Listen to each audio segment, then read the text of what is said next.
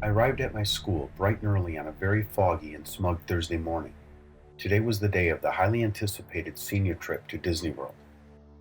Towards the end of the year, seniors get to choose between going to Disney World in Orlando or visiting Niagara Falls. It is almost always Disney World every year. This trip made the entire year worthwhile. As I arrived, my best friends, Matt, Dan, and Evan, greeted me.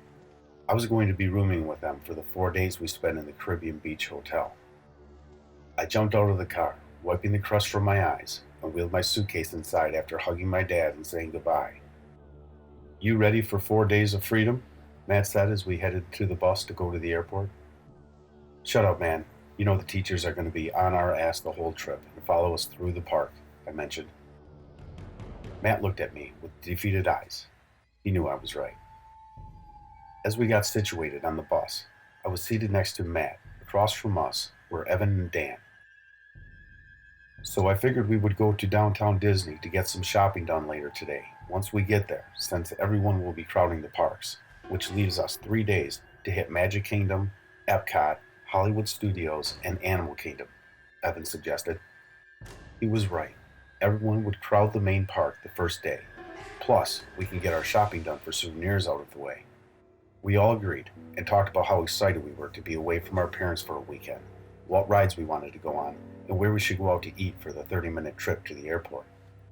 After a bus ride of trying to keep my eyes open and initiated in the conversation, we finally arrived. We were escorted off the bus and into the airport.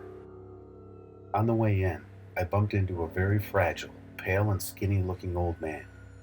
"Excuse me, sir. I'm sorry. I didn't see you," I said. He looked at me and whispered something I didn't quite understand and stood right in front of me. He looked at me and said, "Red hair, blue eyes," which was my hair color and my eye color. Confused and a little freaked out, I made my way past the man, caught up with my group, and traveled on through the airport. I'll spare you the details of going through security, but eventually we finally were able to walk onto the plane. Our entire senior class and about 20 chaperones, which was just a fancy word for teachers who will watch our every move, crowded the plane. I felt bad for the few other citizens not part of our massive group who had to deal with loud, obnoxious high school kids for an entire flight. As I went to sit down next to Dan, he pointed out to me my ticket didn't show me in the same row as him. Pissed off, I went and sat down in the empty row at the back of the plane that was printed on my ticket. I wondered what Dan, Evan, and Matt were talking about. They're probably talking about some lame stuff anyway, I reassured myself. Being optimistic, I was starting to get excited about the trip and the fact that I might get this row all to myself. My hopes were soon crushed as I saw that the same old fragile man come limping down that aisle. Of course, just my luck, I muttered to myself. Just as I suspected, he sat right next to me. I didn't say hello, mainly because my stomach was in knots due to this man's ghostly appearance. No words were exchanged to each other during the entire flight. I don't like making conversation anyway, so I didn't mind. The flight would have been relatively normal for my standards if it weren't for that old man whispering the words, "Magic Kingdom," to himself the entire flight. Although weird, I just assumed the guy loved the Magic Kingdom. Once I heard the pilot announce we were landing, I was relieved to get away from this man. As I practically leapt out of my seat, I felt a cold hand grasp my wrist. I looked down in pure shock to the man with a sinister look on his face. I broke my wrist free and told him aggressively to never lay a finger on me again. I quickly walked through the plane, butting ahead of people, fearing that man was following me. I finally found my group, and as we got off the plane, I told them what happened. "Stop trying to lie and make us feel bad. It's not our fault you were in a different row," Dan said. Realizing it wasn't worth arguing, I brushed him off and moved to the baggage claim with them. Again, I'll spare you the details of the airport experience, but we eventually arrived at our hotel, Caribbean Beach. Once the teacher showed us our rooms, we quickly put our suitcases in our rooms and hurried out the door. The teachers made an announcement saying we won't be let back in the rooms until 11 p.m. Seeing it was 3 p.m. now, we figured we would have plenty of time to shop. We were waiting for the bus to come pick us up and take us to downtown Disney, where all the shopping outlets were located. As I was getting on the bus, I realized I left my phone and wallet in our room. I told them to leave me here. I'd just catch the next bus. Considering the buses come every 3 minutes to various places, I didn't think I'd be waiting long. I brushed them off again and hustled back to the room. I got the keycard from the teacher that was in charge of the block of rooms I was in and got my belongings. As I jogged back to the bus stop, I saw there was a bus waiting that said Downtown Disney on the destination. Perfect, I muttered to myself. It was only 3:22, which means I didn't lose much time. I jumped on and looked up to the driver and said thank you. As I sat down, I looked forward and felt my stomach drop. The man from the airport and the plane was sitting across from me, looking directly into my eyes with his dark, soulless eyes. The bus started to move, and as he stared at me, I looked back at him and completely lost my temper on him. Hey man, I said I'm sorry for bumping into you at the airport. What's your deal? Can you please stop following me? I'm so tired of seeing you. You're creeping me the hell out. Once I said that, his eyes quickly shifted to anger, like the ones when he was grabbing my wrist. I felt kind of bad, but I justified my actions because he was definitely being weird. In the midst of my thoughts, the old man lifted his long and pointing finger at me and started to say, Magic Kingdom, over and over. I was getting extremely paranoid because the man was getting louder. During this time, I felt the bus accelerating faster and faster. It seemed the louder the man got, the faster the bus moved. I yelled out to the bus driver for help, but when I looked up, I saw in disbelief that there was no bus driver, and we were driving at an unnatural speed in what looked like the dead of night. My ears were deafened by this man's ugly scream. I covered my ears and hit the floor hard. As these events unfolded, the screaming stopped. I shot up to grab the man, but he was gone. The bus isn't moving anymore. I quickly pulled out my phone to try to call someone, but my phone went on lock. All it displayed was the time.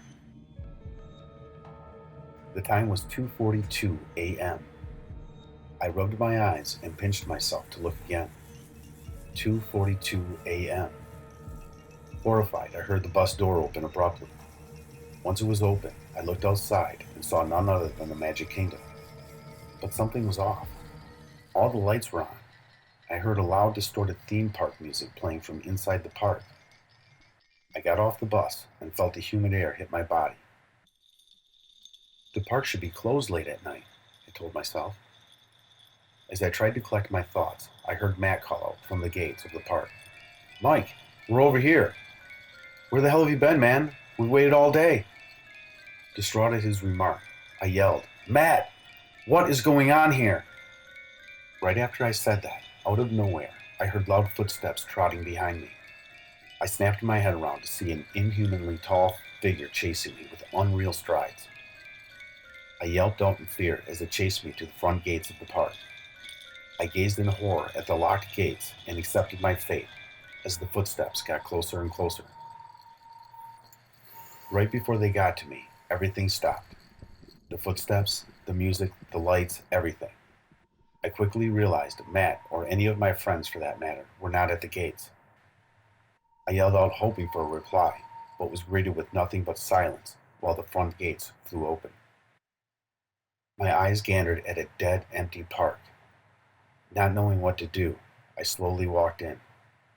The gates slammed behind me, making me jump in fear, realizing I probably made the wrong decision. I swung back around to try and open the gates, but it wouldn't budge. I started to yell out in fear and anger as I started to kick the gate to try to get it open. Once I determined this gate wasn't going to open, I turned around and wiped a stray tear from my cheek. My blood ran cold and my fingers felt like pins and needles as I saw the silhouette of what looked to be at least a dozen Disney mascots, standing taller than any of the buildings on Main Street. Their long, lanky legs shook the ground around me as they took each step. At this point, I had no idea what I was even looking at. Once I turned my head back to look for a place to hide, I heard the worst blood-curdling scream. This is all it took for me to get up and start sprinting. I think I went into shock, because making a run for it was the worst decision. Not knowing what I was running from, or where I was running to, I started hearing the same footsteps from when I got off the bus behind me, but this time they sounded louder, almost like there were hundreds of them. I started crying out for help as I made the grave mistake of looking back. Behind me were countless Disney mascots and animatronic-looking beings of all sizes chasing me. Once I turned my head around, I must have slowed down because that's the last thing that I remember. I woke up in a hospital bed. The nurse asked me how I was feeling, and I asked her what happened. She told me I was found in the middle of the Magic Kingdom at opening time, screaming and flailing around. She said a police officer will be in to speak with me shortly. 2 officers walked in momentarily after she told me this. Once I told them my story, they told me they'd come back later when I wasn't drugged up on medicine to get the real story, while he whispered something inaudible to the officer next to him. I know what happened to me. I know that wasn't a cover-up story. As it turns out, I'm not the only person to experience this. From my research, there's a small community of people who have the same exact story that I have. I'm issuing this story out on the web as a warning. Stay away from the man I encountered at the airport. These individuals left me with advice I wish I knew going into this trip. If this man bumps into you, you must not speak a word to him. Once you say something to him, you have opened up yourself to whatever the hell I just experienced. After that, no one can help you, and you're on your own.